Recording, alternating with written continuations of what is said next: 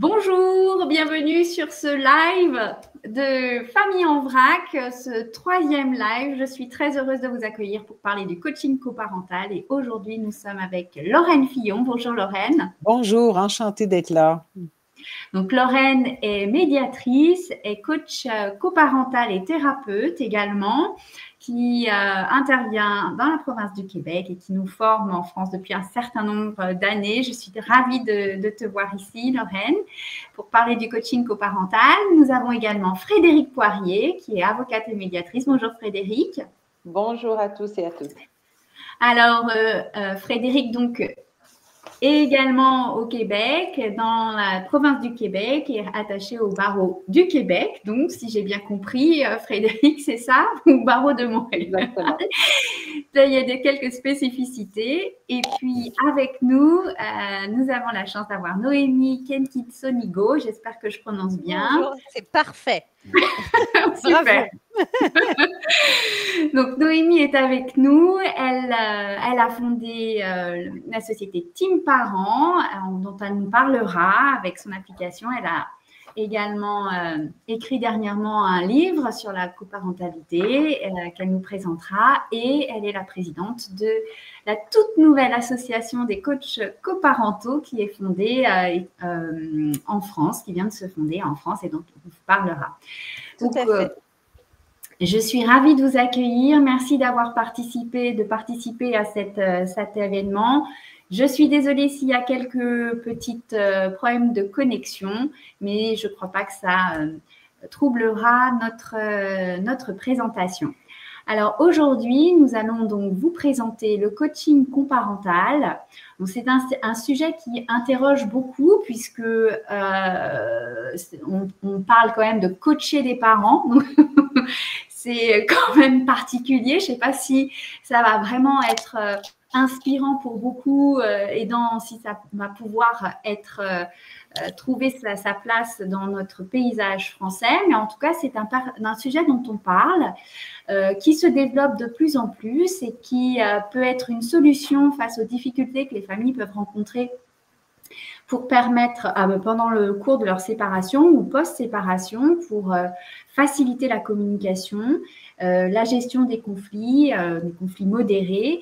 Et nous allons du coup aujourd'hui avoir un regard croisé France-Québec, puisque au Québec, le coaching coparental est inscrit dans le paysage des solutions alternatives à la gestion de conflits familiaux depuis un certain nombre d'années.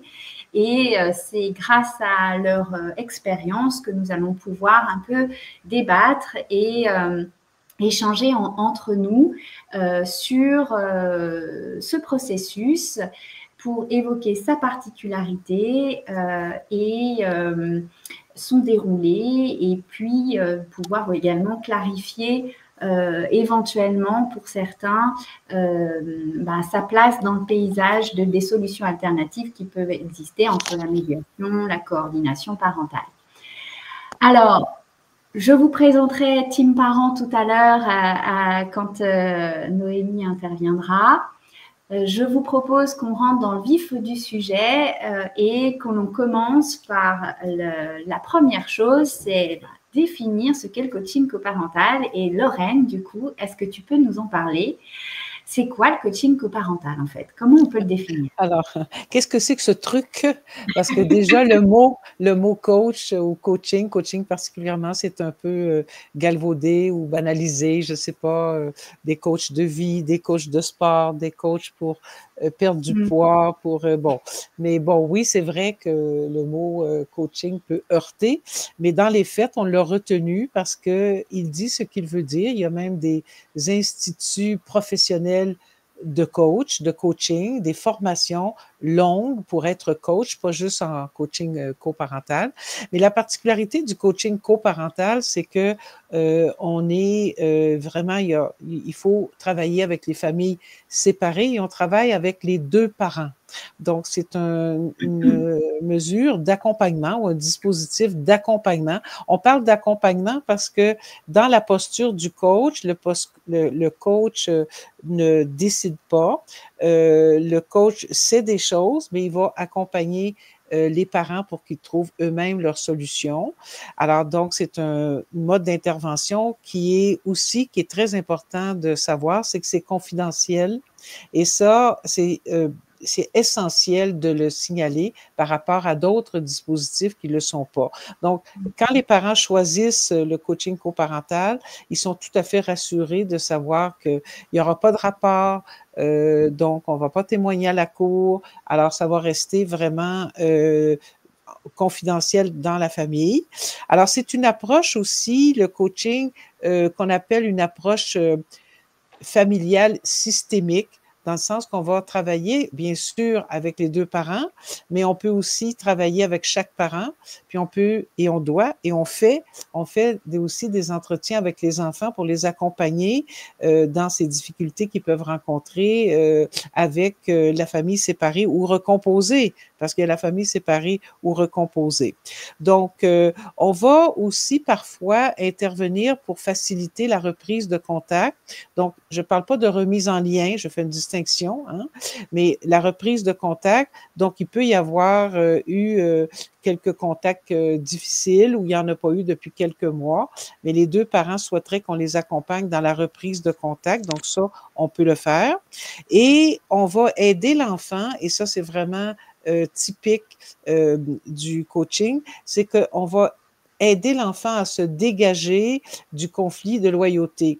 Il y a souvent, lorsqu'il y a conflit entre les parents séparés, même si c'est modéré, ça arrive souvent qu'on constate un conflit de loyauté.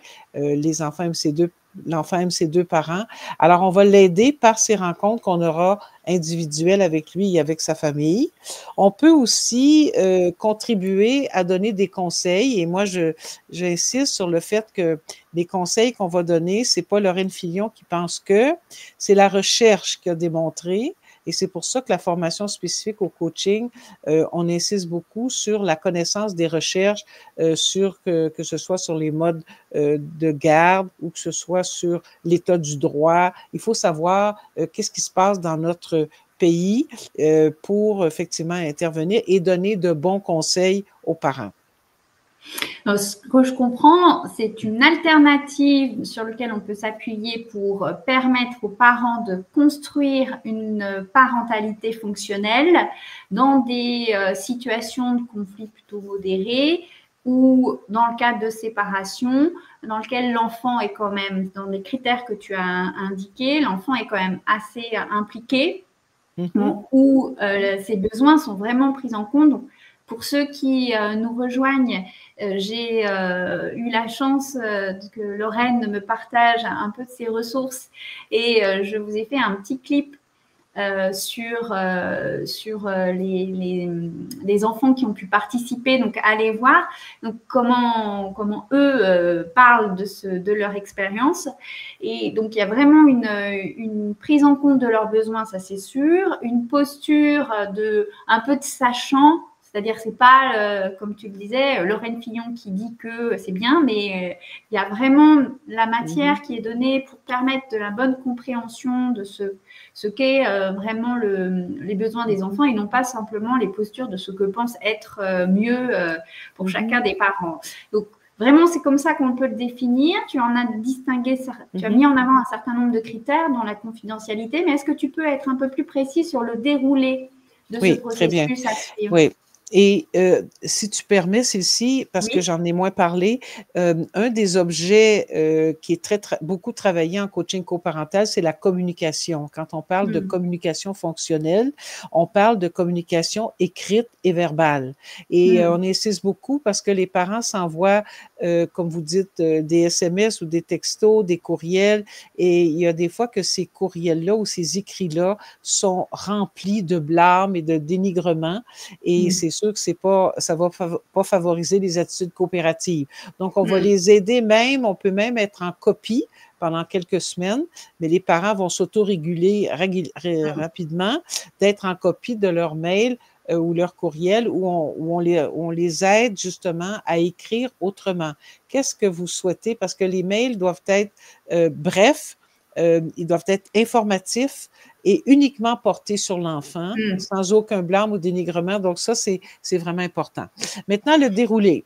Le déroulé, c'est que le plus souvent, ce sont les parents eux-mêmes qui frappent à notre porte par téléphone ou par mail ou par courriel pour nous dire qu'ils aimeraient qu'on intervienne parce qu'il y a une difficulté avec l'autre parent. Alors, c'est souvent dans l'exercice de la coparentalité ou de la communication. Donc, on va avoir un accueil, évidemment, téléphonique avec chacun et on va s'assurer que les deux sont consentants quand même de principe, parce qu'on va les rencontrer, à ce qu'on intervienne comme coach coparental.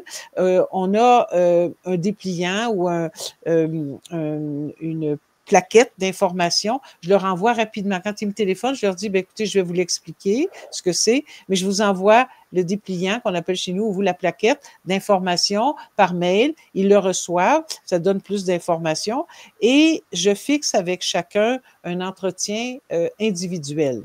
Parce que il faut quand même qu'on puisse créer un lien de confiance avec chacun et chacun a besoin de nous parler de ses blessures, de ses difficultés, de ses solutions. Donc, c'est important individuellement.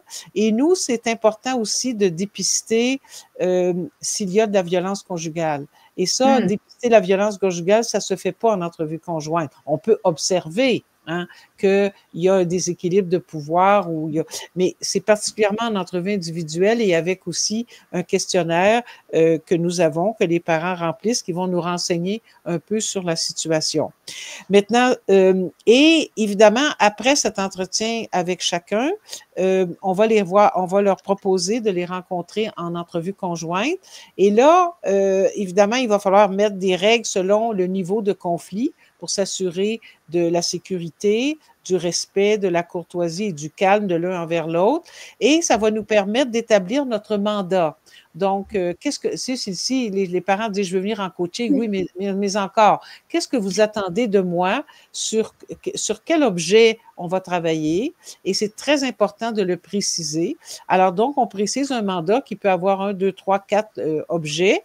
Et ensuite, on se fait un plan de match ou un plan de travail. Donc, qu'est-ce qui est le plus urgent? Par exemple, là, les parents ne s'entendent pas sur les vacances d'été qui viennent. Ou la jeune fille, je donne un exemple, là, la jeune fille veut partir en vacances avec sa meilleure amie. Là, on voit moins aux États-Unis qu'avant. Donc, on va aller plutôt au Québec, mais la question se pose. La jeune fille a 14 ans, les parents... Donc, qu'est-ce qui est le plus urgent? Pardon, c'est moi. Sur les vacances d'été qui viennent. Pardon. La jeune fille, je donne un exemple, là, la jeune fille veut partir en vacances avec sa mère. Désolée. Je pensais... Oh, voilà. La question se pose, la jeune fille a 14 ans. Excuse-moi, je suis désolée. OK. Alors donc, justement, cette question quand même importante de savoir est-ce qu'on permet à notre fille de 14 ans d'aller en vacances avec sa meilleure amie, la famille, est-ce qu'on la connaît, etc. Donc, c'est vraiment, ça touche une décision coparentale. Donc, il y a des fois... Alors ça, c'est urgent, Madame Fillon. Il faut qu'on discute de ça maintenant parce qu'on arrive au mois de mai et on veut le... Ah, OK. Donc, on va faire un plan d'intervention avec eux. On verra quelles sont les questions les plus urgentes. Habituellement, donc, ils vont consentir aussi par écrit. Et ça, c'est très important. Ils ont un consentement écrit qui est assez élaboré, qui explique en quoi, qu'est-ce que c'est le coaching, que c'est confidentiel, que rien de ce qui a été dit, écrit en coaching ne puisse être utilisé en preuve par l'un ou l'autre, etc., etc. Et donc, les parents vont consentir à ce coaching-là. Ils consentent aussi qu'on puisse avoir des entretiens individuels avec l'un ou avec l'autre et que ces entretiens-là sont confidentiels. Ils consentent aussi à ce qu'on rencontre leur enfant. Donc, c'est un consentement aussi à nous donner accès à leur enfant. Donc, alors voilà. Et puis, au fil du déroulement, il peut y avoir des ententes des parents et on fait ce qu'on appelle des bilans évolutifs. Donc, il y a des petites ententes, comme disons, prenons l'exemple de cette jeune fille Zoé, 14 ans. Les deux parents s'entendent pour qu'elle aille au mois de juin, après la fin des classes, qu'elle aille passer une semaine avec sa meilleure amie, je ne sais pas, dans une des régions du Québec. Et les deux parents y consentent. Donc, donc, quelles sont les dates et qui va informer l'enfant, comment ça va se passer. Donc, on va écrire tout ça et on vient de faire une petite entente, mais au bout de ce coaching-là, qui a peut-être duré 6 à 8 mois, il peut y avoir 14 ententes. Et donc, il va y avoir un bilan de fermeture donc ce n'est pas un rapport, et ce bilan est confidentiel, mais il appartient aux parents. Il y a des traces à chaque fois que l'on fait une entente et il y a une note de fermeture. Voilà le déroulé. Et puis, à ce moment-là, notre travail est complété. Dans ce déroulé-là, je comprends que il doit y avoir des phases qui doivent être beaucoup plus longues que d'autres. Par exemple, pour élaborer le plan parental, je suppose que tu prends quand même beaucoup de temps pour aider les parents à s'entendre sur ce sur quoi ils vont travailler. Parce que c'est compliqué. Souvent, on dit non, en fait, c'est lui qui doit travailler, c'est pas moi. C'est pas moi le problème, Madame Fillon. Oui, mais quand ils viennent nous voir en coaching, souvent, ils ont eu déjà l'aide d'un médiateur ou d'avocat. Il y a déjà un consentement. Ils ont déjà convenu, par exemple, d'un hébergement alterné. Ils ont convenu de certaines choses, mais on ne peut pas tout contenir, disons, s'entendre sur tout. Il y a aussi des éléments nouveaux. Donc, nous, on va les aider à mettre ça en place et puis répondre aux besoins ponctuels. Là, je parle de l'enfant qui va aller en vacances. Ça peut être le choix de l'école pour l'an prochain si l'enfant va passer du primaire au secondaire pour chez nous. Des fois, il y a des décisions à prendre. Le rôle des beaux-parents, ça, c'est quelque chose qui est un irritant majeur, vraiment. Et pour l'enfant et pour les beaux-parents, quelle place ils vont jouer, quel rôle ils vont jouer au niveau de l'école, au niveau de la santé, etc. Donc, oui, c'est sûr qu'on va prendre plus de temps, mais on va aller avec les parents pour, disons, faire des petits pas et écrire les ententes au fur et à mesure là, qu'ils y arrivent, oui. Merci pour cette présentation très précise dans le déroulé. Je pense que ça permet vraiment à ceux qui nous écoutent de comprendre comment les choses peuvent se mettre en place et du coup de peut-être mieux clarifier la différence qui peut exister entre la médiation, la coordination parentale, maintenant le coaching. Je crois que peut-être que ce serait bien de faire un petit tour d'horizon parce que, alors, depuis le début d'année, j'ai à cœur de vous partager différentes alternatives, d'autres solutions. Au mois de janvier, nous avons parlé de la coordination parentale qui émerge également en France et qui a fait l'objet d'une expérimentation au tribunal de La Rochelle avec Marie-Clotilde Danis et sous l'impulsion d'une magistrate également. J'ai l'impression que c'est un peu confus et que les lignes sont très difficiles à vraiment trouver entre la médiation familiale, voire même en France aujourd'hui, on parle de médiation renforcée, on a tout un discours autour des débats plutôt, savoir si dans la médiation familiale, l'enfant doit intervenir ou pas, il y a des différentes écoles. Maintenant, la coordination parentale qui s'intègre aujourd'hui dans notre paysage judiciaire, mais qui a trouvé sa place, qui est vraiment très spécifique. La coordination parentale au Québec, elle a vraiment un process très établi, c'est sous ordonnance du juge. Donc, est-ce que tu pourrais nous donner quelques éléments de clarification, s'il te plaît? Je vais te donner quelques éléments. Parce que vraiment présenter les 3 dispositifs. Donc, la médiation familiale en France ou même dans d'autres pays, elle est quand même développée depuis plusieurs années, ça se ressemble, il y a un code de déontologie, le médiateur doit être formé, il y a des titres, chez nous c'est un titre réservé, donc avec une formation spécifique, un agrément. En France, il y a le diplôme d'État, mais ce n'est pas nécessairement un titre réservé, ce que j'ai compris. Mais quand même, la médiation s'est développée dans plusieurs régions. Et en Suisse aussi, il y a la médiation familiale. Alors, ça s'est développé un peu partout avec l'idée de protéger aussi la confidentialité de la médiation, mais l'objet de la médiation, c'est quand même assez spécifique, c'est d'aider les parents, soit qui viennent de se séparer ou qui sont déjà séparés. À ce moment-là, ça va être pour réviser leur entente, mais les parents qui se séparent, pour les aider à faire des ententes au sujet de leur plan parental, la pension alimentaire, le partage de biens. Ça, c'est grosso modo. Et le médiateur va rédiger l'entente de médiation. Et puis ensuite, les parents peuvent faire judiciariser leur entente. Donc, ils vont aller devant un juge, donc le juge aux affaires familiales en France. Alors, chez nous, c'est à peu près la même chose. Et là, il y aura un jugement qui va consacrer l'entente des parents. Les parents peuvent revenir en médiation après, en révision. Ce qui est particulier du Québec, c'est que depuis plusieurs années, il y a une obligation d'information à la médiation et aux certains aspects juridiques. Alors, on appelle ça la séance de parentalité après la rupture. Alors, tous les parents qui veulent saisir le JAF, pour dire comme chez vous, le juge aux affaires familiales, ils doivent venir à cette séance d'information qui est obligatoire et ça, c'est quelque chose de particulier.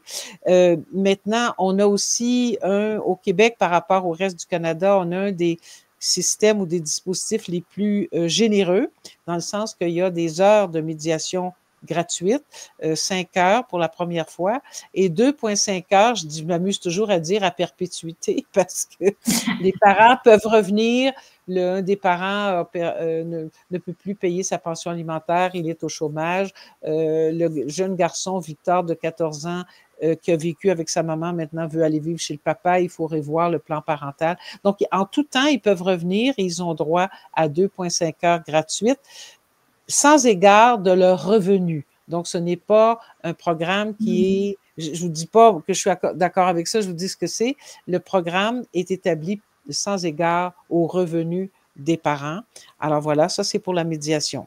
Maintenant, le coaching coparental, lui, ce qui est particulier, c'est que lui aussi, il est confidentiel.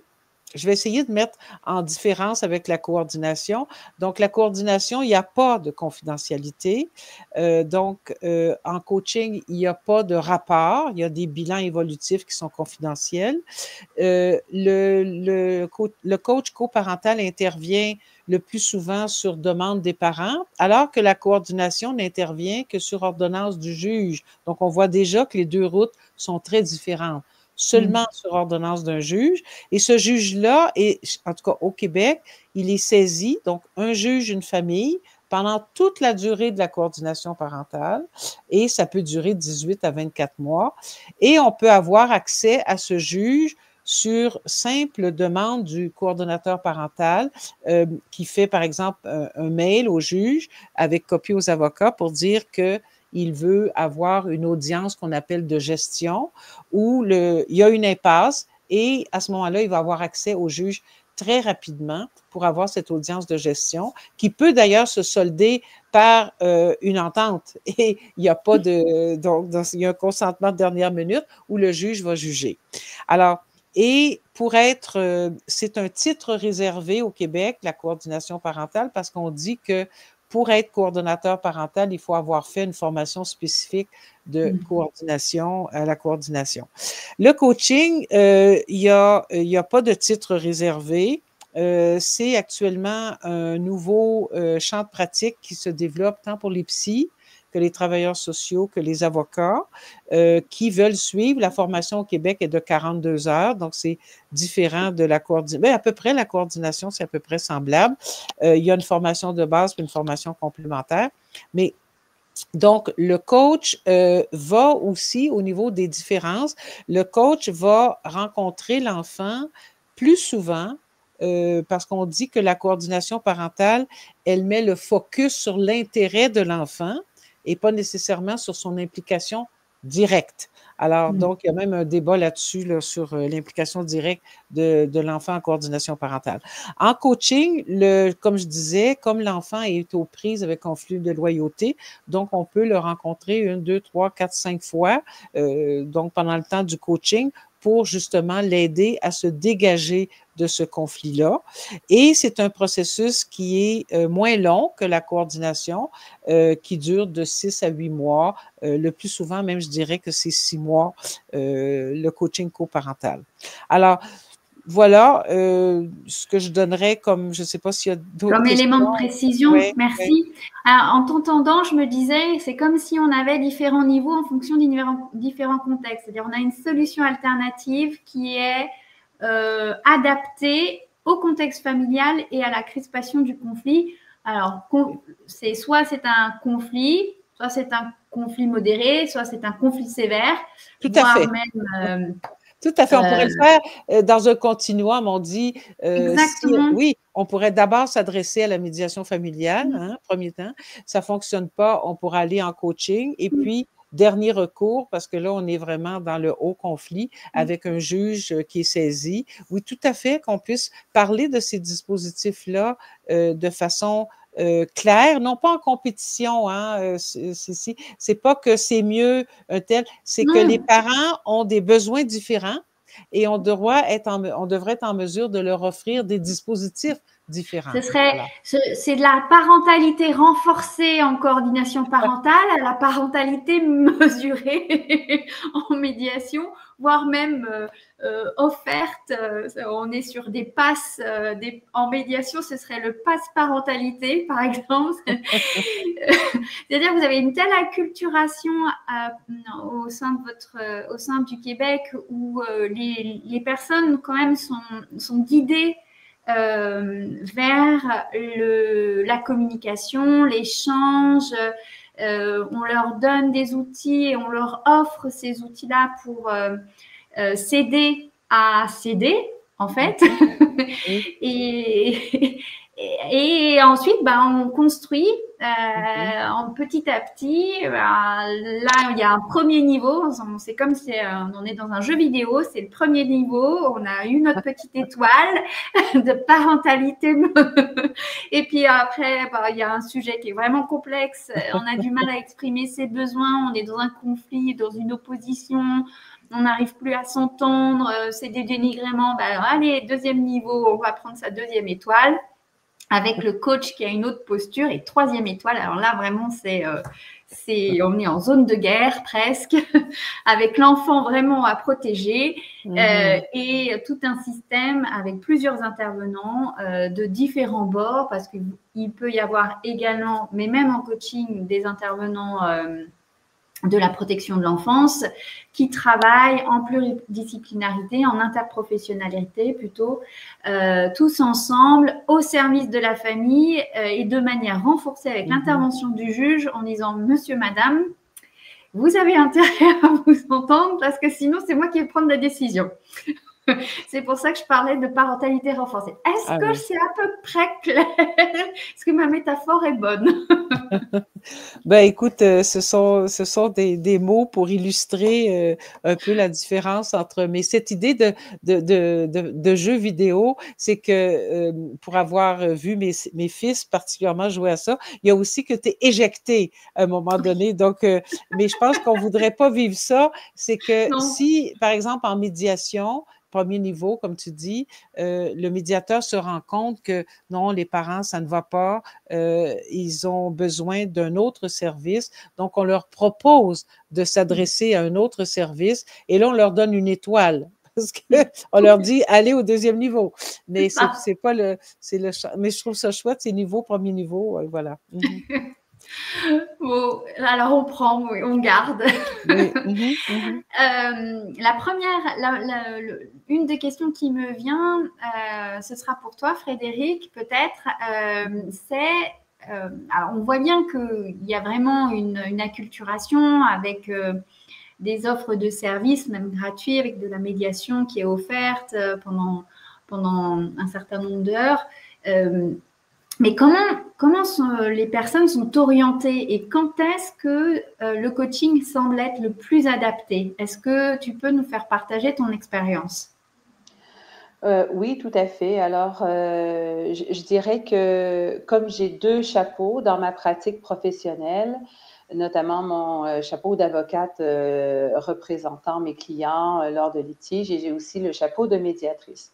Mais mettons que je suis dans un dossier contesté, j'ai une cliente et je réalise à un moment donné que, au-delà du débat sur la pension alimentaire, au-delà du débat sur la séparation des biens, ou encore sur la garde des enfants, qu'on appelle maintenant chez nous le temps parental, on réalise qu'il y a des symptômes de comportement plus lourds et qui viennent affecter la relation coparentale. Et moi, c'est dans cet espace-là où je vais m'immiscer un peu et que je vais suggérer à ma cliente une démarche de coaching coparental en disant, ben là, on a réglé les problèmes un peu plus financiers ou un peu plus, je dirais, on a réglé certaines boîtes, mais il y a une boîte qui participe plus du comportement de la personne, puis de ses habiletés coparentales. Et en fait, habileté coparentale, que ce soit d'elle ou que ce soit de l'autre parent, mais il y a une problématique et c'est dans ce cadre-là que je vais le proposer. Et donc, je leur dis coaching coparental, je les oriente vers une coach coparentale. Puis, on verra tout à l'heure, mais on verra qu'est-ce que ça amène, mais ça vient quand même soulager le système. Je vais dire ça comme ça. Quand je me permets juste, Frédéric, pourquoi tu ne le fais pas? Pourquoi tu ne prends pas ta casquette de coach comme tu voulais? Oui, en fait, c'est une excellente question. C'est qu'il faut prendre soin. Bien, premièrement, si je suis dans un dossier contesté, il n'y a absolument rien qui ne m'empêche, moi, de coacher mon client pour qu'il fasse des beaux courriels, il fasse attention dans ses communications, que moi-même, comme avocate, je sois un modèle. C'est-à-dire que quand j'écris à l'autre avocat, je suis polie, je ne mets pas d'huile sur le feu dans mes communications, etc. Quand je suis à la cour, je vais même serrer la main de ma partie adverse, je vais m'adresser avec elle avec beaucoup de courtoisie. Si elle n'est pas représentée, je vais prendre soin de tenir des rencontres pour qu'elle comprenne un peu ce dans quoi elle s'engage quand elle va aller s'engager tout à l'heure. Donc, oui, coach, quand je suis avec ma cliente ou avec mon client, mais je ne peux pas coacher l'autre parent, right? Je peux pas, évidemment, je ne peux pas faire une démarche un peu plus systémique pour prendre soin de l'écosystème au complet. Puis, je ne pourrais pas non plus dire, hey, je pourrais peut-être rencontrer votre enfant, puis on pourrait. Donc, je ne peux pas porter ces deux chapeaux-là. Mais avocat-coach, oui, définitivement. Puis, c'est un peu, je pense que c'est un peu ça qu'on pourra voir un petit peu plus tout à l'heure, comment ça vient teinter ma pratique d'avocat que d'avoir la pratique aussi de coaching. Maintenant, quand j'ai dans un chapeau de médiatrice, puis là, ça aussi, c'est très tentant de faire la médiation, puis d'être coach coparental. Puis la ligne est très mince, OK? Mais souvent, les clients viennent nous voir a priori parce qu'ils viennent de se séparer, puis on a vraiment des choses à organiser, puis à camper pour la séparation des biens, l'organisation du temps parental, etc. Ça n'empêche pas que je peux utiliser des habiletés de coach pour dire comment ça se passe au niveau là, de vos communications pour le petit Maxime, etc. Puis que les parents peuvent s'en ouvrir un peu. Mais je fais bien attention. Si je vois que j'ai des parents qui ont vraiment besoin de travailler leur coparentalité, puis qu'on est vraiment dans un peu à l'image de Lorraine qui disait on a des coachs sportifs, bien, moi, j'appelle ça les muscles de la communication. Et si on a besoin d'aller travailler les muscles de la communication, je préfère définitivement que les parents entament un processus parallèlement à la médiation et qui est un processus vraiment différent de la médiation, quant à moi, sur le comment qu'on va discuter, comment on va penser notre coparentalité, quels muscles on va développer. Alors que dans la médiation, je suis vraiment dans la résolution de la séparation ou encore d'une problématique ponctuelle de type « on doit choisir une école ». Alors, puis en même temps, le coach coparental pourrait très bien être saisi pour discuter d'un choix d'école. OK? Alors, d'où je dirais, des fois, la tentation d'aller piger dans l'un ou dans l'autre. Mais quant à moi, c'est quand même deux,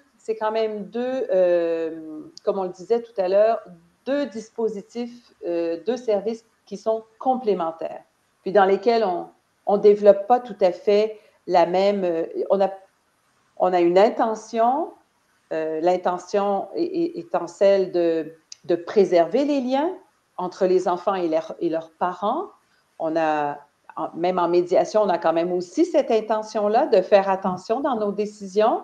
Quand on partage la maison, quand on partage les biens, quand on partage le temps parental, on réfléchit aussi à ça, mais ce n'est pas notre premier chapeau, ce n'est pas notre première intention. Alors que dans le coaching coparental, l'intention nommée, c'est vraiment de maintenir une cohésion entre les parents. Et est-ce que tu as une adhésion du coup des parents assez facilement? Est-ce que c'est compliqué de cette orientation? Ben, c'est un peu comme comment moi je vends l'idée du coaching à mes parents. Quand je vois que ça peut dégénérer, pas une dégénération totale, mais quand je vois que ça peut glisser quand on est en médiation et tout ça, ben je vais prendre un temps d'arrêt, puis je vais vraiment ramener mes parents aux besoins fondamentaux de leur enfant, qu'il a d'aimer ses deux parents. Puis pour que l'enfant soit libre d'aimer ses deux parents dans deux maisons distinctes, les parents doivent au minimum s'entendre sur les bases de son éducation. C'est un peu comme une radio. Si mes deux animateurs de radio ne sont pas d'accord sur le message qu'ils vont livrer, l'auditeur, au bout de la ligne, il va faire comme « Mais qu'est-ce qu'on voulait me dire aujourd'hui dans mon émission de radio? » Okay? C'est le même, c'est un peu... Donc, les parents, quand j'attire l'importance sur leur enfant, puis de ne pas se sentir pris dans un conflit de loyauté, bien, les parents, ils sont un petit peu plus... ils sont quand même un petit peu plus réceptifs. Je dois souligner aussi, puis ceux qui nous écoutent partagent aussi peut-être ce même constat, c'est que j'ai des parents qui sont en burn-out coparental. Que quand ils reçoivent un texto de l'autre parent, il y a la boule au ventre qui se forme, il y a le rythme cardiaque qui s'accélère, ils sont presque en choc post-traumatique du dernier texto, là. Okay? Puis je leur dis, est-ce que ça ne vous tenterait pas que ce soit un peu plus doux, cet aspect-là de votre vie? Est-ce que ça vous dirait que ce soit moins énergivore, que ce soit plus paisible, que la boule au ventre se détende?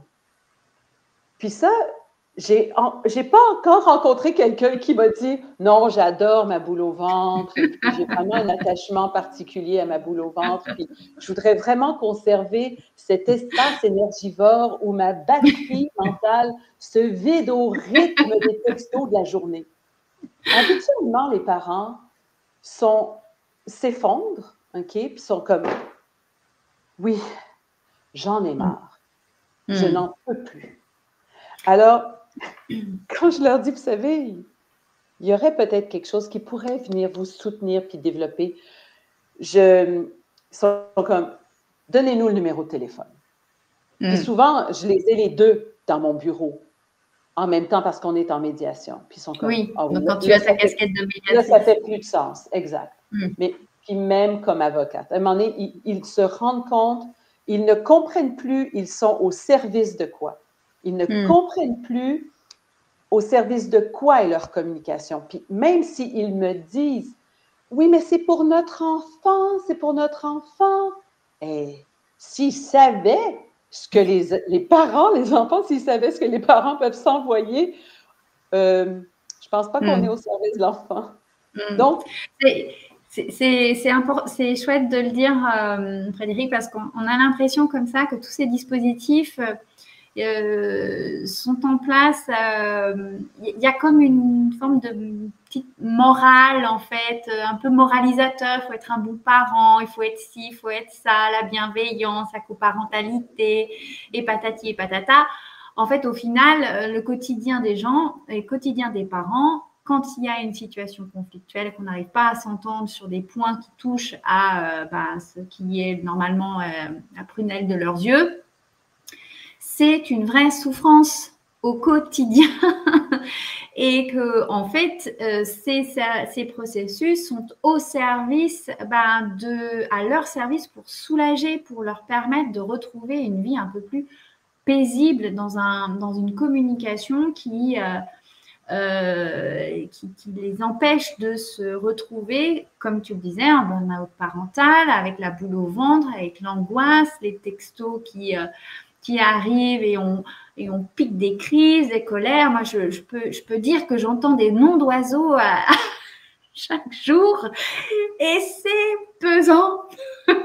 Moi, je leur dis à mes clients, épargnez-moi un peu, épargnez-moi, voire même aidez-moi à vous aider. Ouais, c'est des choses que je dis assez régulièrement parce que qu'est-ce qu'il y a comme pollution qu'on peut entendre, et c'est vrai que c'est épuisant en fait, c'est épuisant. Donc on n'est pas sur de la bonne morale, encore un processus pour permettre avec bienveillance de mettre en place une coparentalité fonctionnelle. Quand on le dit comme ça fait un peu monde des bisounours, mais en fait c'est non, vous vivez quand même des situations extrêmement difficiles. L'espace de médiation peut permettre de restaurer cette communication avec le tiers médiateur qui est passeur de mots, mais il y a des moments où en fait il faut pouvoir travailler les postures et revenir recentrer sur les besoins. C'est là où le coach peut être très intéressant pour se regarder en miroir aussi, vous dire tiens, miroir, qu'est-ce que tu me reflètes aujourd'hui? et de pouvoir travailler là-dessus. Donc, merci de ce partage, Frédéric, parce que c'est aussi notre quotidien en tant qu'avocat ou en tant que médiateur, et comprendre vraiment, on comprend mieux du coup quelles sont les limites. Parce que le coach, lui, il a vraiment une posture particulière où on vient faire évoluer la personne. Le médiateur, il ne vient pas faire évoluer la personne, en fait. Il est là pour faire des constats, restaurer cette communication, tenter d'être dans un dialogue constructif, que les gens puissent s'écouter, s'entendre et arriver à la construction d'un accord. Mais le coach, il est là pour les faire bosser, en fait. En fait, Cécile, pour reprendre ta métaphore de la construction, si la médiation s'attarde à la construction d'un accord, le coaching coparental s'attarde à la construction de la coparentalité et des réflexes de communication et de la prise en soin de la relation, non seulement aussi coparentale, mais parentale enfant, dans le sens que on veut que notre enfant soit aussi bien quand il est chez maman que quand il est chez papa. Et quel rôle on a à jouer comme parent pour que notre enfant soit bien dans l'autre maison aussi, mais c'est ça la coparentalité. Si je parle en bien de l'autre parent devant l'enfant, quand il va aller dans l'autre maison, il va être bien. Quand je lui dis, c'est joli le chandail que maman t'a acheté, vous avez bon goût tous les deux, bien ça c'est de la coparentalité. Et même si l'autre parent ne veut rien savoir, du seul fait qu'un des parents active d'autres paroles, l'enfant, lui, il entend ça, c'est de la douceur pour lui. Et dans cette partage d'expérience que tu fais, et je t'en remercie, qu'est-ce que tu as pu voir d'apport dans ta pratique, d'apport pour les parents, les enfants, peut-être plus les parents que les enfants, parce que peut-être Lorraine va nous dire quel est l'apport pour les enfants. Qu'est-ce que tu peux nous partager? Ben, dans ma pratique, si on veut vraiment, mettons, parler d'avocat, alors, si on parle de moi comme avocate, quand j'ai décidé d'importer des habiletés de coach coparental et de faire ma formation, puis maintenant, j'enseigne les aspects juridiques du coaching coparental avec Lorraine, c'est que dans ma posture d'avocate, j'ai transformé mon approche. J'avais déjà une approche de prendre soin de l'écosystème familial, mais dans ma posture, maintenant, c'est encore plus nommé, c'est encore plus présent. Donc, dans tout ce qui sort de ma bouche ou de mon bureau, que ce soit les communications, que ce soit les intentions, que ce soit la manière de diriger un dossier, je vais être beaucoup plus consciente, cohérente de qu'est-ce que ça peut avoir comme impact pour mes clients.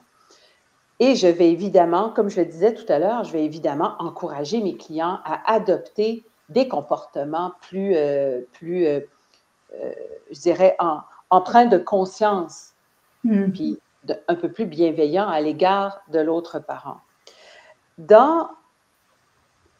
Au niveau de la pratique, c'est effectivement, donc ça change une posture.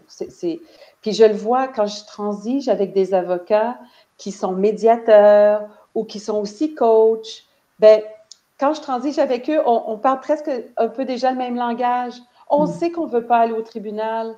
On sait qu'un procès, ce n'est pas une bonne idée. On sait que nos clients sont déjà épuisés financièrement. Fait qu'on va regarder dans tout notre panier de solutions. Fait que c'est comme si le panier des solutions augmentait.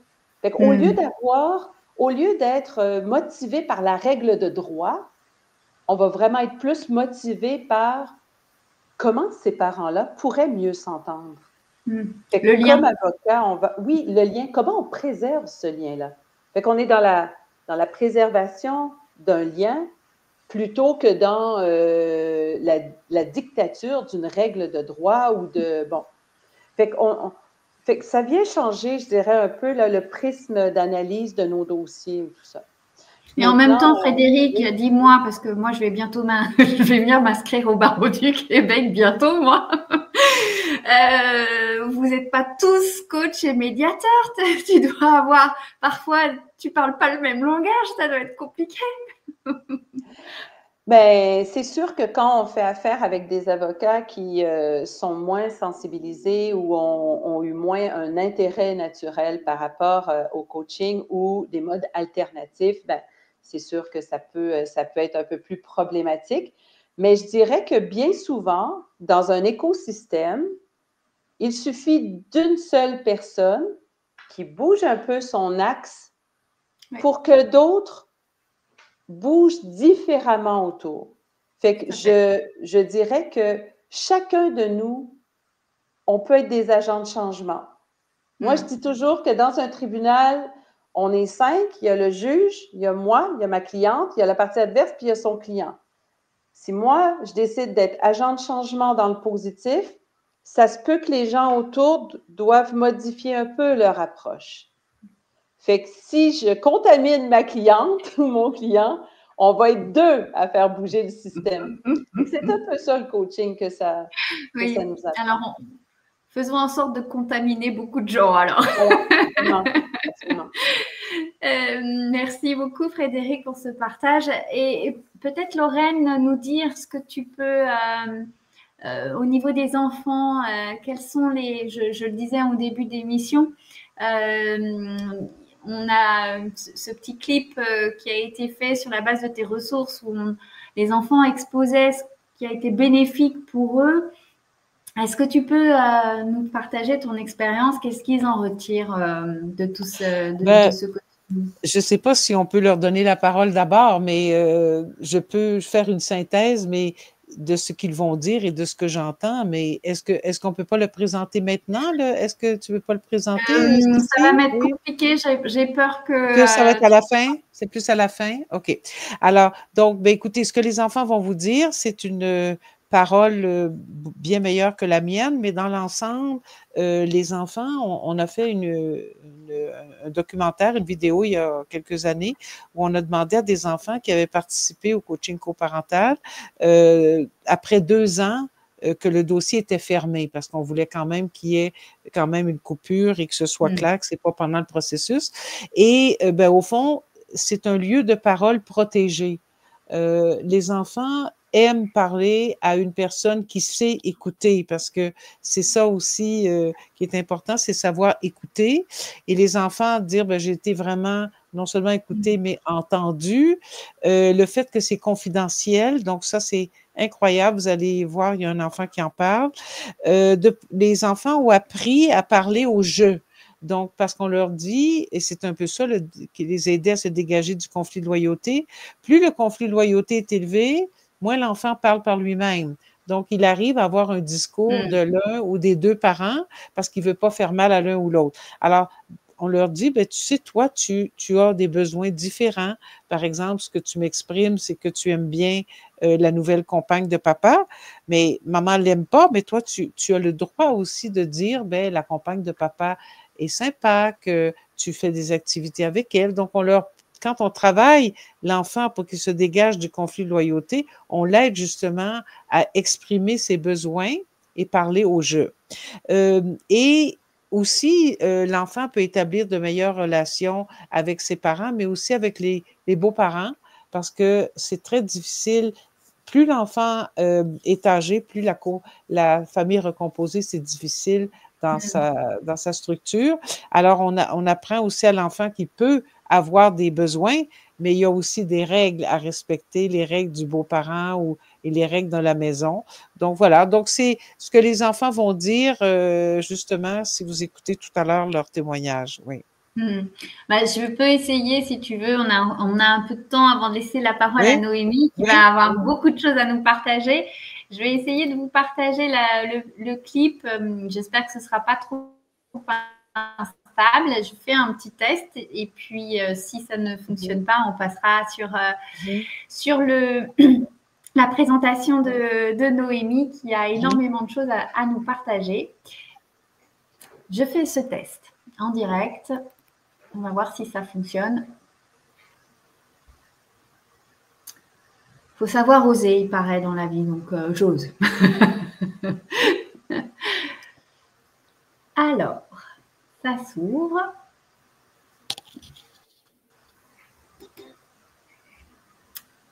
Je vais chercher la vidéo. Hop.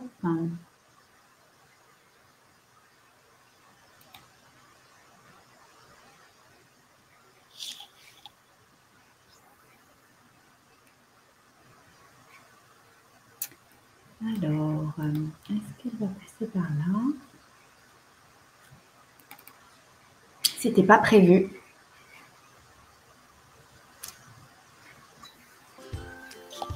Voilà. D'avoir premièrement les moyens de savoir comment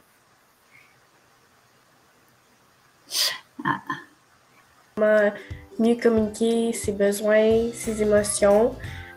Parler au je, par exemple. Donc, j'ai besoin de ça, je veux savoir. C'était comme un service où je me sentais enfin écoutée. Donc, moi, on a eu beaucoup de problèmes avec ma famille. On a eu besoin d'aller devant les tribunaux et tout. Et j'ai l'impression que dans toutes ces grosses procédures-là, les enfants ne sont pas assez écoutés. Et pour une fois, quand j'étais dans ce service de coaching parental, j'ai pu me sentir écoutée. J'ai pu parler au jeu et pouvoir exprimer mes besoins. Aussi, je suis de nature comme non confrontationnelle, alors j'avais jamais vraiment eu la chance d'exprimer mes besoins. Puis là, j'ai enfin pu le faire, donc ça m'a été vraiment bénéfique dans ce sens-là. Et aussi, j'ai beaucoup apprécié la confidentialité des procédures parce que, comme je disais avant, j'ai eu beaucoup de problèmes, des trucs avec les tribunaux et souvent, ce qu'on dit est pas confidentiel, alors on ne se sent pas autant à l'aise de divulguer l'information, même quand on est avec des psychologues et des professionnels. Le service de coaching parental restait quelque chose d'extrêmement confidentiel. Donc, quand j'avais mes rencontres avec l'intervenante, ben, j'avais aucune peur. J'ai aimé pouvoir faire des rencontres avec l'intervenante et aussi ma famille. Comme c'était pas, on va dire, tout seul avec l'intervenante, mais vraiment aussi avec...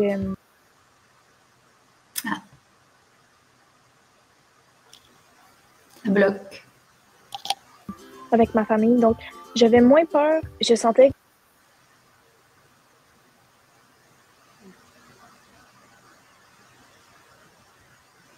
Est-ce qu'on va arriver jusqu'au bout? Je ne sais pas. Ça télécharge en même temps, hein, c'est ça?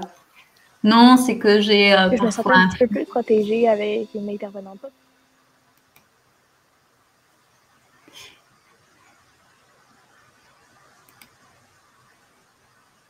Voilà, donc c'est juste une petite minute. Vous avez la possibilité de... Mais c'est ce qu'elle... Attends un peu, parce que j'ai fermé. Non. C'est ce qu'elle dit, la jeune fille, au fond, c'était un lieu où elle se sentait protégée pour parler à sa famille quand même. Donc, c'est un peu ce que j'avais dit et que moi, j'entends des enfants, parce que depuis des années que je fais ce travail, je demande aux enfants d'évaluer le travail que j'ai fait. Et souvent, quand le coaching se termine, ce qu'on a voulu faire avec ce petit documentaire, c'était de leur donner la parole pour qu'ils puissent le dire eux-mêmes. Voilà. Oui, c'est un très joli partage et c'est vrai qu'on voit toute la force de ce processus parce que c'est vrai que c'est compliqué pour les enfants d'être entendus dans tout cet écosystème judiciaire et d'avoir une parole libre et soutenue, qui se sentent soutenus en fait par tous ces intervenants. Il y a beaucoup de monde quand même. Hein. Il y a 2 avocats pour papa, pour maman, parfois le juge, parfois des intervenants de la protection de l'enfance. Donc ça peut être un coach, un médiateur. Il y a vraiment beaucoup de gens qui sont là au service de la famille et ça peut être vraiment compliqué pour eux. Et j'aimerais bien le témoignage de Renaud, qui est ce jeune garçon qui doit être un peu plus âgé. Maintenant, il a quoi, peut-être 15-16 ans?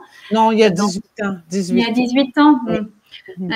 Donc, qui fait ce partage-là. C'est vrai que on n'imagine pas, on ne se met pas assez à la place des enfants et imaginez-vous toutes ces personnes-là, toutes ces procédures-là qui sont là pour vous, vous ne connaissez pas, qui parlent de vous, de vos besoins, alors qu'ils ne vous écoutent peut-être pas vraiment. Là, vraiment, dans le coaching coparental, il y avait tout un processus dans lequel il est impliqué et qui lui laisse vraiment cette liberté de travailler aussi avec ses parents pour qu'ils puissent l'entendre vraiment. Aidé et soutenu par le coach. C'est vraiment un très, très beau témoignage. Merci beaucoup pour ce partage, Lorraine.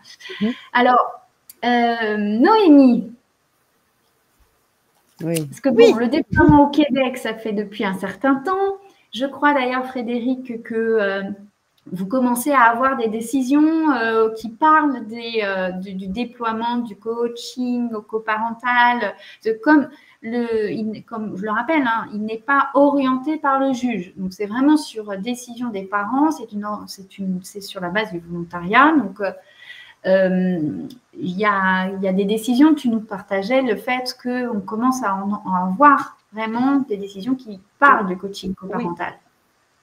Rapidement, parce que je veux vraiment que Noémie puisse nous partager le système aussi en France, mais rapidement, en fait, nous, on a vraiment eu, je dirais, un avant et un après. Alors, avant le 1er janvier 2016, on avait environ 580 décisions des tribunaux qui parlaient du coaching parental. Puis, en 2016 est arrivé notre nouveau code civil du Québec, pardon. Comme vous savez, nous, on est issus de l'histoire napoléonienne. Notre code, c'était Napoléon. Et on a eu des refontes et des refontes. Mais la refonte de 2016, elle a marqué vraiment un tournant, puisque à son premier article, donc on est dans les articles fondateurs, du système civil, le nouveau code a mis vraiment l'emphase sur l'obligation de coopérer et de considérer les recours au mode privé et alternatif de règlements différents avant de s'adresser aux tribunaux. Donc, après 2016, autant avant 2016, pendant 25 ans, j'ai fait tout le recensement. Pendant 25 ans, on a peut-être 580 décisions. Donc, depuis 2016, on en a 1148. Ah oui. Et depuis 2016, on est en 2025, ça fait 9 ans. Donc, si on veut, on a le double de décisions pour moitié moins de temps. Tout ça pour dire que les juges aussi sont très conscients de l'importance de rediriger les parents vers ce service qu'est le coaching coparental. Puis ils vont le dire. Les parents ont nommé qu'ils souhaitaient entreprendre une démarche. Nous les encourageons fortement, presque nous les obligeons, là, mais genre, nous les encourageons fortement et nous les invitons à entamer ce processus avant de se réadresser à nouveau à cette cour. Donc, les acteurs du juridique commencent à faire corps avec la magistrature, puis, et l'inverse, et puis là, on commence à avoir vraiment là, de la cohésion dans le système. Alors maintenant, si on dit pas un procureur, mais un magistrat, vous savez, les parents sont vraiment très ouverts à enclencher un processus de coaching coparental. Le magistrat va saluer cette décision, va regarder ça d'un œil extrêmement positif, va dire « Parfait, c'est ça que le Code civil vous demandait de faire. Bravo, parents. On espère ne pas vous revoir. » Oui, c'est vrai que il y a 2016 a vraiment, et je vous invite pour les confrères et consoeurs qui nous écoutent et qui nous regardent, je vous invite à lire les dispositions liminaires du Code de procédure civile. C'est extrêmement instructif.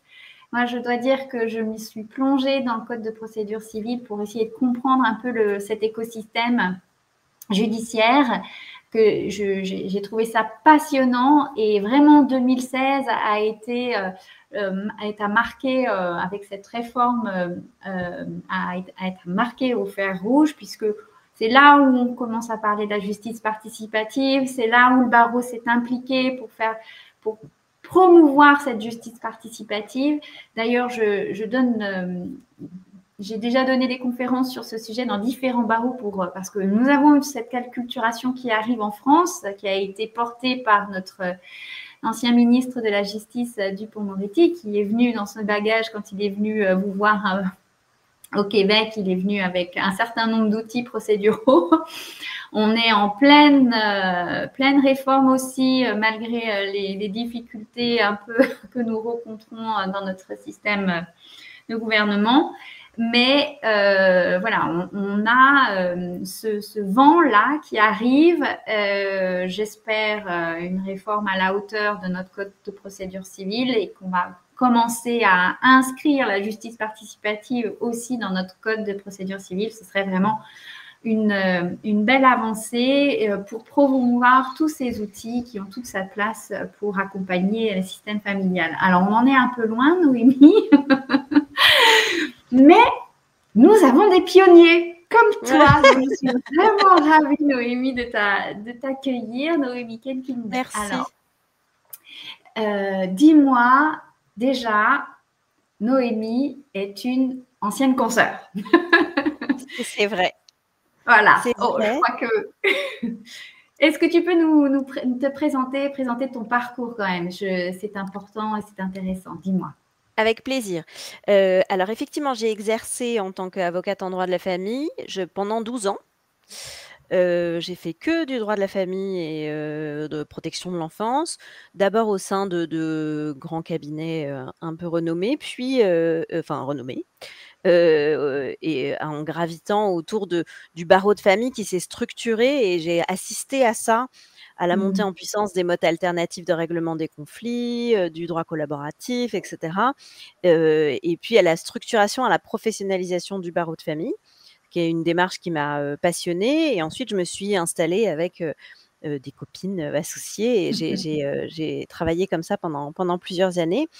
Et puis, j'ai fait un pas de côté. J'ai raccroché la robe en 2019 avec pour intuition qu'on pouvait faire plus pour les familles, en tout cas différemment. Et l'envie de réfléchir plutôt du point de vue du soutien à la parentalité qu'on pouvait apporter au moment de la séparation. Donc, j'ai fait un diplôme universitaire de psychologie et psychopathologie de la parentalité à la fac de psycho. Et puis, j'ai commencé à réfléchir à Team Parent d'une part, mais aussi au coaching coparental, à me documenter sur ce que c'était, et puis à faire un peu comme le bourgeois gentilhomme, à faire un peu du coaching coparental sans m'en rendre compte, parce qu'en fait, j'avais des confrères et des anciens confrères et consoeurs qui m'envoyaient des familles parce qu'ils ne savaient plus quoi en faire, parce qu'on avait à l'époque, ça s'appelait une ONC, qui fixe la résidence, la pension. Et puis une fois qu'on a ça, normalement, ça devrait aller, on a fait notre boulot d'avocat. Sauf que ça va pas du tout.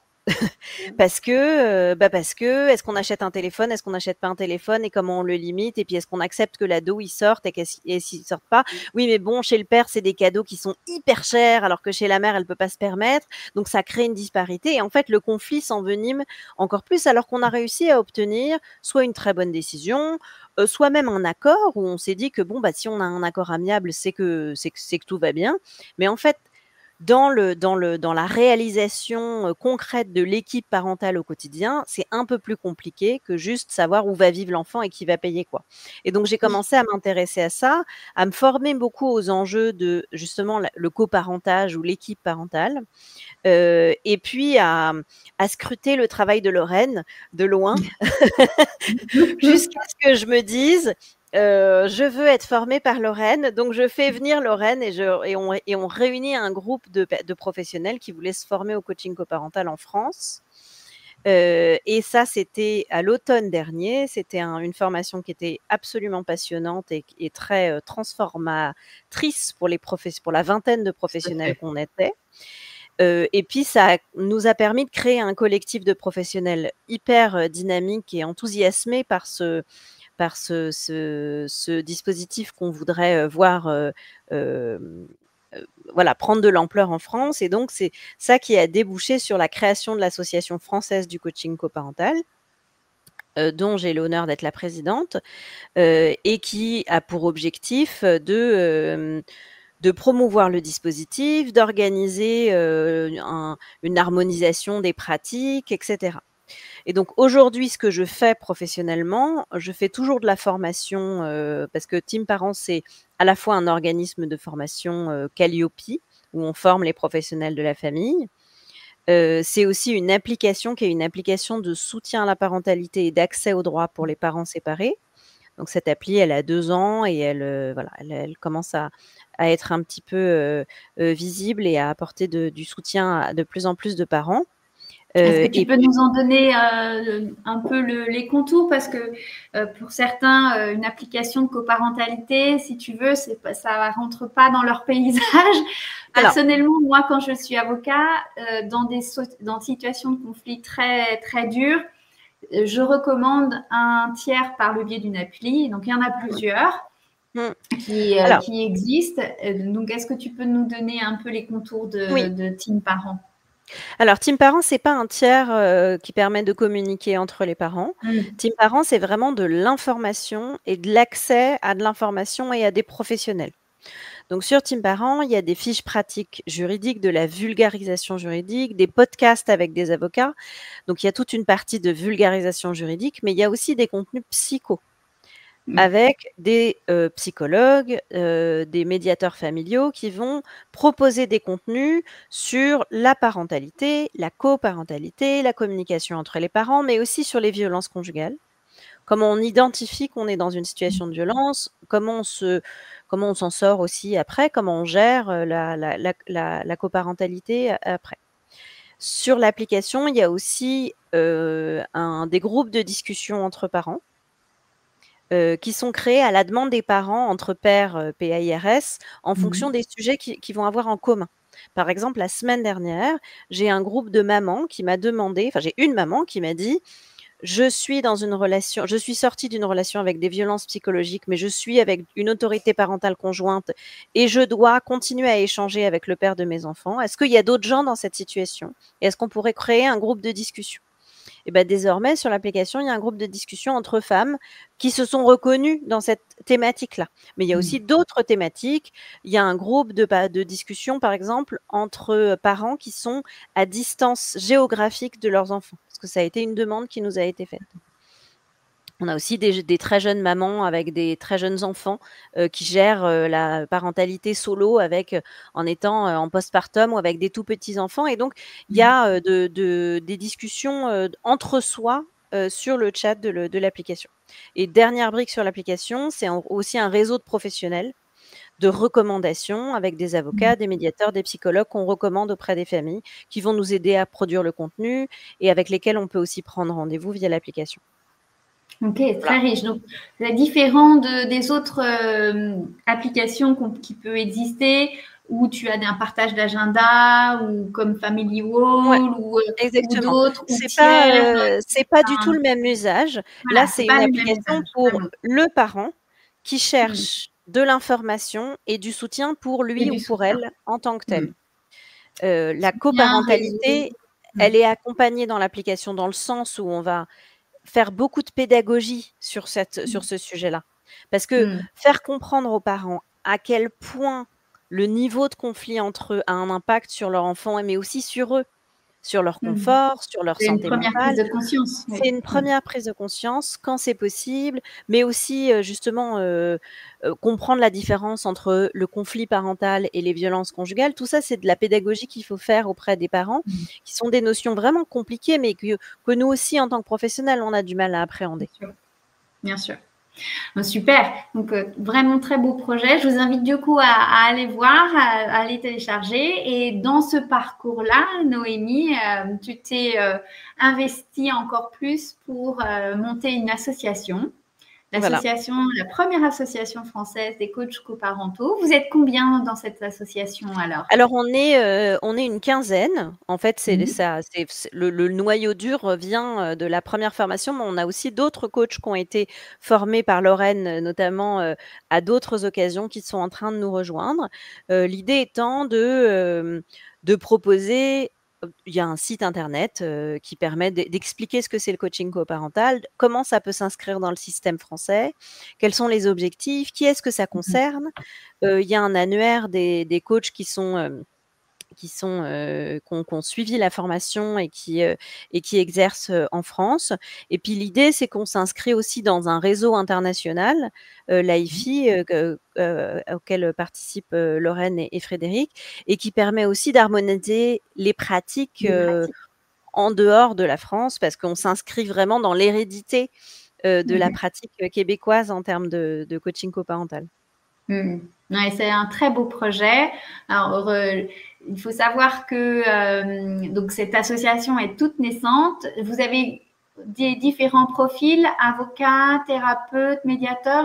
Quels sont les profils que tu as au sein de l'association? Dans l'association, il y a principalement des avocats et des médiateurs, et il y a 1 ou 2 travailleurs sociaux. Okay. Donc, c'est uniquement des professionnels qui ont été formés, qui ont reçu la formation au coaching coparental et qui sont des professionnels qui œuvrent déjà auprès des familles, qui ont de l'expérience dans le travail auprès des familles.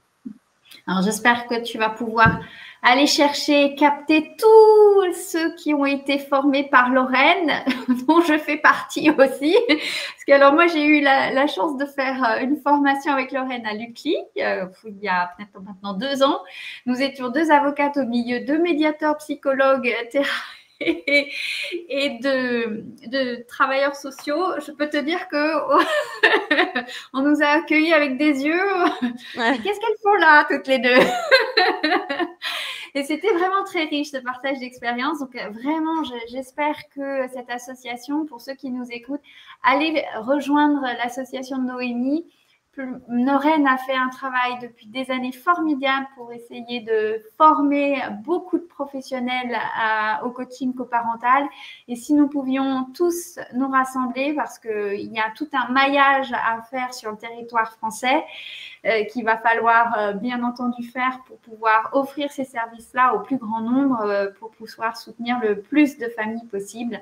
Donc vraiment, merci Noémie pour cette initiative. C'est un très beau projet. Et merci d'organiser ce genre de moment qui permet aussi de diffuser la bonne parole. C'est sûr que parce que là, on est au tout début du coaching coparental en France. Comme vous l'avez compris, on est sur la base d'une initiative personnelle des parents qui ont envie vraiment de sortir du ghetto presque dans lequel ils sont. Et ça va pas se faire sans acculturation, ça c'est sûr. Donc on va tous prendre notre petit bateau de pèlerin. Et puis comme le dit Frédéric, vraiment, il faut un acteur du changement. Donc soyons tous un acteur du changement. Je pense que c'est aussi comme ça que l'écosystème pourra changer. Moi, je crois beaucoup à ces petits, à ces effets-là, et ce que nous faisons ensemble là aujourd'hui participe aussi au changement de l'écosystème de l'intérieur et à promouvoir une autre justice familiale au service des familles qui en ont tant besoin, puisque notre système judiciaire est vraiment presque à l'arrêt. Juste petit aparté sur Lyon, puisque moi je dépends du tribunal judiciaire de Lyon. Nous venons tout juste d'avoir un fonctionnement normal de nos 11 cabinets, puisque avant nous n'avions plus qu'un cabinet en fonctionnement. Sur les 11, c'est vous dire l'état de la situation dans laquelle nous sommes. Donc, vive le coaching et vive les solutions alternatives. Et vraiment, les magistrats font un travail formidable, nous faisons tous un travail formidable, mais alors vraiment c'est compliqué d'aller contre le système actuellement. Donc, toutes les initiatives sont bonnes à prendre.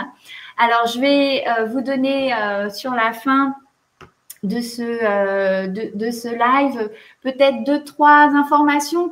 Noémie, comment on pourrait s'emparer assez facilement en France du coaching coparental? J'ai 2-3 idées, j'aimerais qu'on puisse les partager. Alors, quand tu penses que ce serait le plus adapté?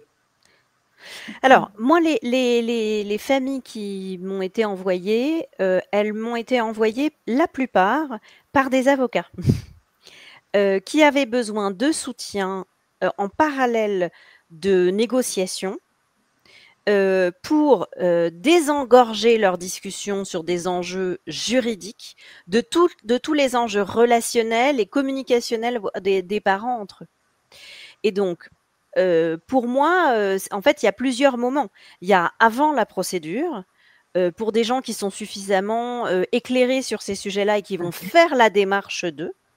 Et ça peut être en parallèle de la procédure ou de la négociation amiable pour venir soutenir cette négociation amiable dans un processus confidentiel, extrajudiciaire, où on va pouvoir déposer les choses difficiles relationnelles entre les parents et en parallèle permettre aux avocats de discuter de manière plus rationnelle sur les enjeux juridiques. Et puis de se concentrer sur leurs compétences juridiques qui vont permettre d'aboutir à un accord parfois plus rapide. Donc c'est les deux premières pistes. En tout cas, c'est comme ça que pour l'instant, en ce qui me concerne, ça s'est passé en soutien au travail des avocats, en complément du travail des avocats. Et puis après, ça peut être aussi après. C'est-à-dire quand les lignes bougent après une séparation, parce qu'il y en a un qui se remet en couple, il y a un ado qui va moins bien, il y en a un qui a une mutation professionnelle, ça va changer les équilibres ou les mauvais équilibres qui sont intervenus dans la famille. À ce moment-là, on peut revenir en coaching pour rechercher une manière de discuter. En effet, il y a peut-être aussi la période du post-jugement, quand on a un jugement qui a été fixé et on ne sait pas quoi en faire. Alors là, par contre, c'est à double tranchant. Donc, ça va demander quand même aux avocats et aux coachs d'être très vigilants sur un certain nombre de choses, parce que nous sommes parfois dans un système judiciaire où où on va assez rapidement sur la résidence alternée, on va partager l'enfant chacun chez soi et les poules seront bien gardées.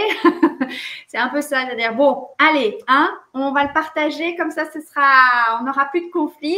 Donc on essaye d'aller sur la simplicité, sans aller vraiment creuser les raisons, la systémie relationnelle, même dépister des patterns de violence ou d'emprise ou de contrôle coercitif. Donc, c'est à double tranchant. Quand on a une décision qui est fixée, c'est sûr que quand on est sous contrainte de cette décision-là, il faut bien trouver les ressources sur lesquelles s'appuyer pour pouvoir aider à la construction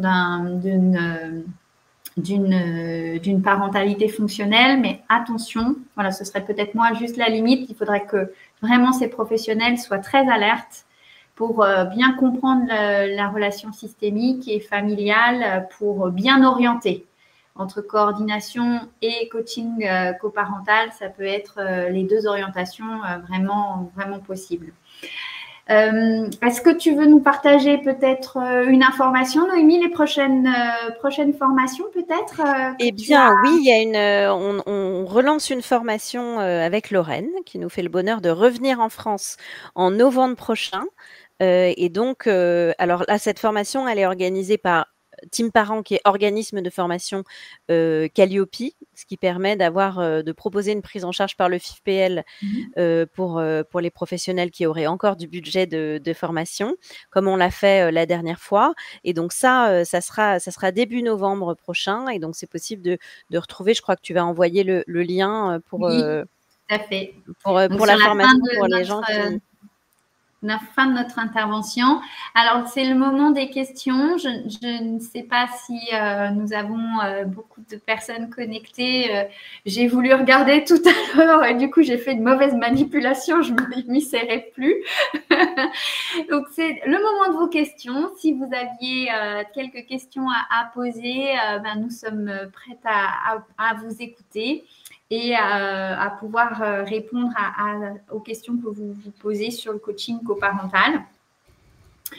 En attendant de vous voir, parce que nous sommes un petit peu en décalage, nous vous avons préparé un guide qui est une présentation du coaching coparental que je vous invite à télécharger, qui est un dépliant d'informations que nous avons travaillé pour vous et qu'on vous met à disposition pour porter de la connaissance sur ce qu'est le coaching coparental, son déroulé. Tout ce que nous avons vu aujourd'hui est répertorié sur ce guide que je vous invite à télécharger et à diffuser très largement pour véhiculer un autre processus sur lequel les familles peuvent s'appuyer pour pouvoir résoudre leurs conflits parentaux et permettre une construction plus sereine dans leur vie en tant que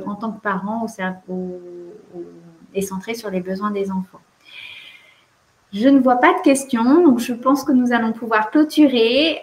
Si vous souhaitez disposer d'informations sur le réseau de l'AIFI, moi j'ai une information à vous partager, puisque l'AIFI organise chaque année un colloque au Québec. Cette année, ce sera sur le mois de juin, du 3 au 6 juin, et nous aurons le bonheur de pouvoir lancer le réseau international et francophone des coachs coparentaux sur cette période-là. Donc, je vous invite à aller sur le site de l'AIFI pour pouvoir vous inscrire pour participer à ce colloque qui va être formidable et auquel je n'aurai pas la chance de participer cette année.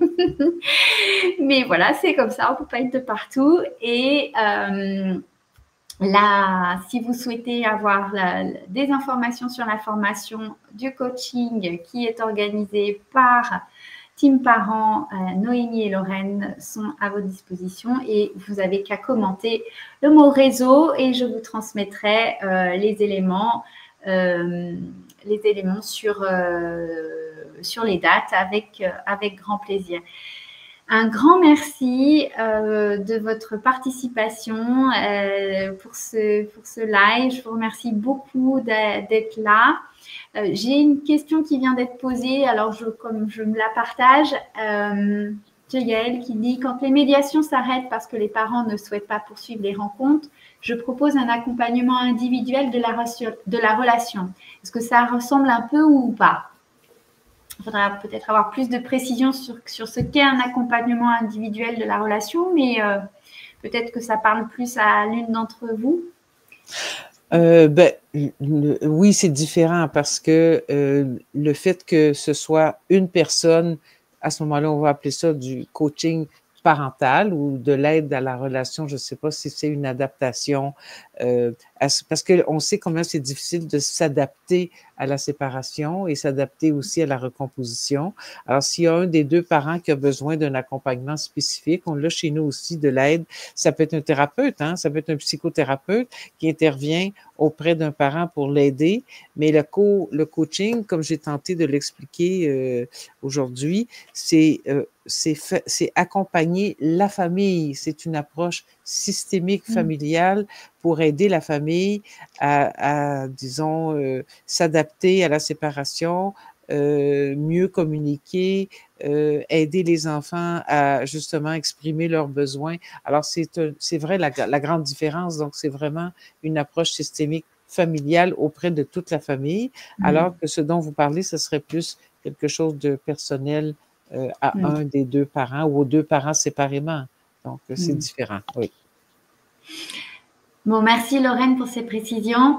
Nous clôturons notre live pour respecter l'heure. Je vous remercie vraiment beaucoup de votre participation. C'était un temps d'échange que j'ai beaucoup apprécié. J'espère que vous avez également apprécié cet échange pour ceux qui nous avons